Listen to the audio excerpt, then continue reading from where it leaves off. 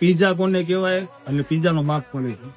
ગુજરાતનો આ દેશી જમણ લોકો દૂર દૂરથી ખાવા આવે છે ને એક એક બે કલાકની વેટિંગ કરે છે. આવું તો આનું ટેસ્ટ છે ભાઈ. ભરેલો રોટલો છે, દેશી એકદમ દેશી સ્ટાઇલમાં ચૂલા પર બને છે, જે પીઝાનો બાપ કહેવાય છે. ને ભરેલો રોટલાનું તો નામ લઈએ ને એટલે લોકોના મોઢામાં પાણી આવી જાય, કેમ કે એને કહેવાય છે પિઝાનો બાપ ને એકદમ દેશી પદ્ધતિથી બનાવવામાં આવે છે. એવો તો આનો ટેસ્ટ છે. સાથે તમને ભાખરી મળી જશે, હલ્દી મળી જશે, તુવેર ટોઠા મળી જશે, કાજુ લસણિયા મળી જશે. ને લોકો એમ કહે છે કે અહીંયા ખાવા માટે એક એક બે કલાકની વેટિંગ કરવી પડે છે. આવો તો આનો જબરદસ્ત ટેસ્ટ છે. અહીંયા અમે ખાધો ભાઈ ભરેલો રોટલો, સાથે તુવેર ઠોઠા, કાજુ લસણિયા.